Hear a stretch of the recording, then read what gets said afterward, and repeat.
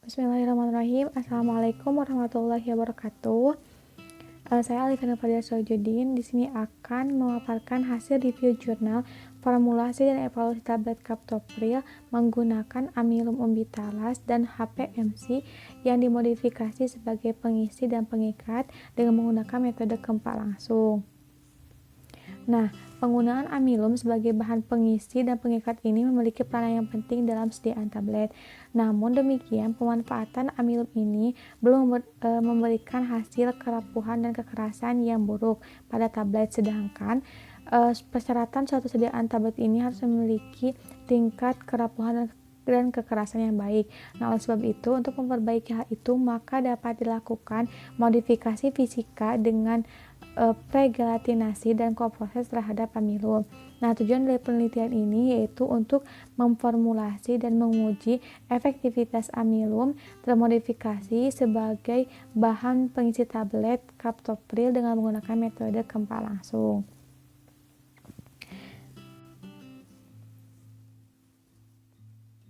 Nah, kemudian bahan-bahan yang digunakannya yaitu ada umbitalas, kemudian captopril, ada mikrokristalin selulosa, kemudian HPMC, primogel, kemudian aerosil, dan juga magnesium stearat. Nah, hal pertama yang dilakukan dalam penelitian ini yaitu ekstraksi dan koproses, di mana yaitu adanya proses pembuatan amilum termodifikasi dengan koproses. Bahan koproses ini adalah bahan yang diperoleh dengan menggabungkan dua bahan ataupun lebih bahan tambahan dengan proses yang sesuai yang dapat menghasilkan bahan tambahan dengan sifat lebih unggul dibandingkan dengan sifat fisik dari masing-masing komponen. Nah, dalam hal ini bahan amilum termodifikasi ini dibuat dengan menggabungkan antara amilum umbitalas dengan HPMC 3%. Nah, kemudian yang selanjutnya itu ada pembuatan tablet. Pembuatan tablet captopril ini menggunakan metode kempa langsung dengan mesin kempa single punch. Nah, metode kempa langsung ini memiliki beberapa keuntungan, diantaranya yaitu cara produksinya itu paling murah, kemudian efisien, dan juga waktu pengerjaannya cepat. Nah, dari formula ini dibuat 5 formula, dengan yang membedakannya itu adalah kadar dari mikrokristalin selulosa dan juga amilum modifikasi. Nah, kemudian yang selanjutnya yaitu setelah pembuatan tablet itu melakukan evaluasi. Nah, dalam hal ini dilakukan dua evaluasi, yaitu ada evaluasi serbuk dan juga evaluasi tablet. Evaluasi serbuk ini dilakukan untuk menguji waktu alir dan juga sudut diam. Uji ini dilakukan untuk mengukur kecepatan alir serbuk untuk melalui corong. Nah, dengan caranya itu yang pertama, sebanyak 60 gram serbuk sampel dimasukkan ke dalam corong uji waktu alir. Nah, kemudian tutup corong dibuka sehingga serbuknya itu dapat keluar dari corong dan jatuh ke bidang datar dan dihitung waktu alirnya menggunakan stopwatch. Kemudian dicatat waktu yang diperlukan untuk mengalirkan serbuk tersebut melalui corong dan kemudian dihitung diameter dan tinggi dari tumpukan granul tersebut. Nah, berikut hasil evaluasi serbuk. Nah, dari hasil evaluasi tersebut dapat dilihat pada kecepatan alir. Nah, di sana semua formula ini sesuai dengan persyaratannya yaitu lebih dari 10 gram per detik. Nah, untuk sudut diam juga dikatakan memenuhi persyaratan karena pada setiap formulanya itu sudut diamnya itu tidak lebih dari 30 derajat. Nah, kemudian yang selanjutnya ada evaluasi tablet. Nah, evaluasi tablet ini terdapat 7 uji, yaitu yang pertama ada uji keseragaman bobot. Nah, uji keseragaman bobot ini dilakukan dengan cara mengambil 20 tablet secara acak, nah kemudian ditimbang satu persatu. Nah, rata penimbangannya itu ditentukan, kemudian dihitung persentase penyimpangan dari tiap tabletnya. Nah, dari hasil yang telah didapatkan dari penelitian ini dapat dilihat bahwa tabletnya itu sudah memenuhi persyaratan dari setiap formulanya karena persentase perbedaannya itu hanya sedikit sehingga dapat dikatakan bahwa bobot tablet ini sudah seragam. Nah, yang selanjutnya yaitu ada uji keragaman ukuran. Uji keragaman ukuran ini dilakukan terhadap 20 tablet, di mana dilakukan pengukuran diameter dan ketebalan tablet dengan menggunakan jangka sorong.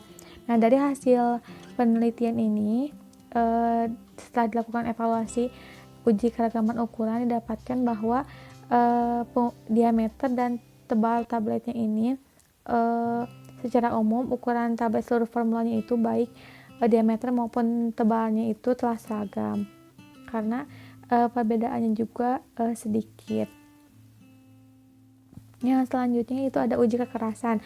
Nah, uji kekerasan ini dilakukan terhadap tablet yang telah dikempa, di mana sebanyak 20 tablet dimasukkan ke dalam alat uji kekerasan satu persatu. Nah, kemudian pengukurannya itu berhenti ketika tablet itu pecah dan kekerasannya itu nanti dibaca pada alat. Nah, seluruh formula kecuali formula 5 ini memiliki rentang kekerasan tablet yang berkisar antara 4-6 kg.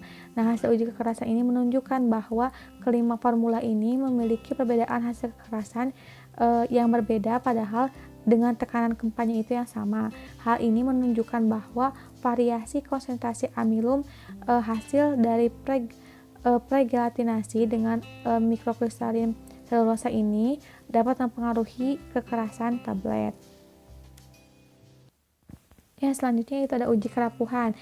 Uji kerapuhan dilakukan terhadap 20 tablet dan dibebas debukan.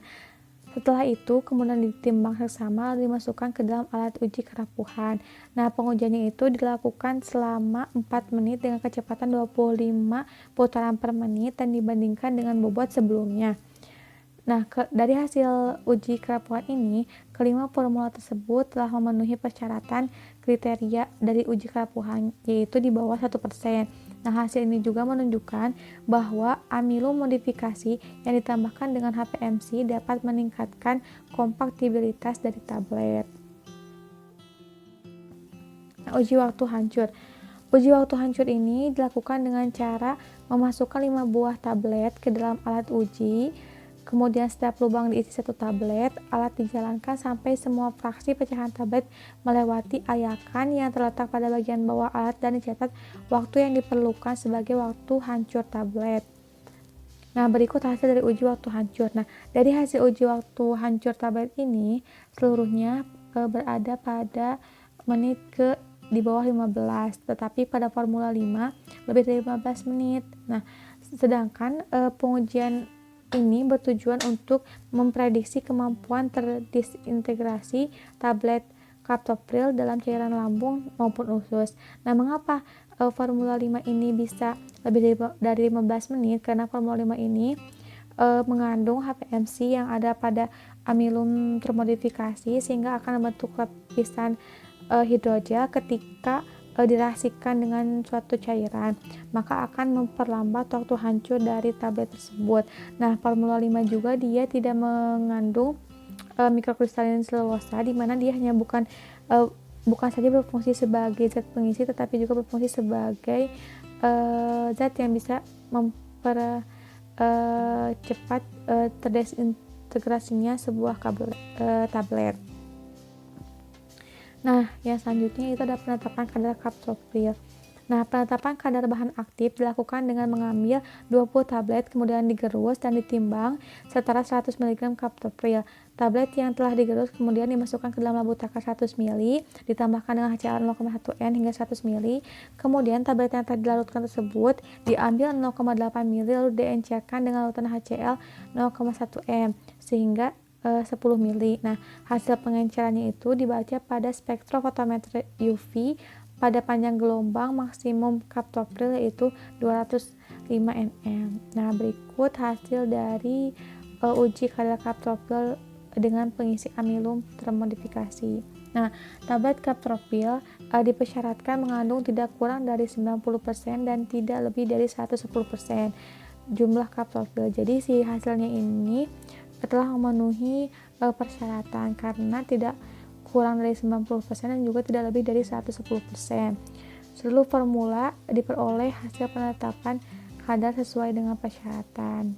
Tidak terdapat pengaruh bahan pengisi terhadap perolehan kadar dari bahan aktif. Nah, yang terakhir itu ada uji disolusi. Uji disolusi ini dilakukan dengan alat uji RWKDT 706/402 dengan tipe dayung.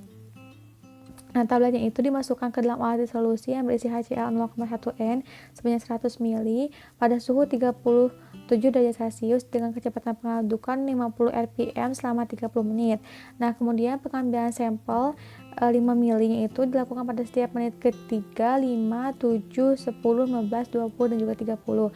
Kadar kaptropil kemudian terdisolusi ditentukan dengan spektrofotometer UV vis pada panjang gelombang 205 nm. Nah, berikut hasil uji disolusi tablet kaptopril dengan pengisi amilum termodifikasi. Jadi, hasil uji disolusi ini dari formula 1 sampai 4 telah memenuhi persyaratan karena terdisolusi tidak kurang dari 80% dalam waktu 20 menit.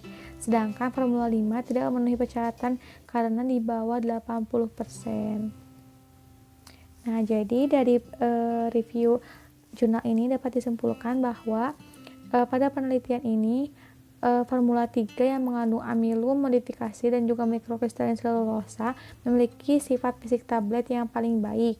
Penelitian ini juga menunjukkan bahwa amilum termodifikasi dapat digunakan sebagai alternatif pengisi tablet keempat langsung walaupun masih harus dikombinasikan dengan pengisi lainnya seperti mikrokristalin selulosa. Mungkin cukup sekian yang dapat saya sampaikan. Mohon maaf atas segala kesalahannya. Terima kasih. Wassalamualaikum warahmatullahi wabarakatuh.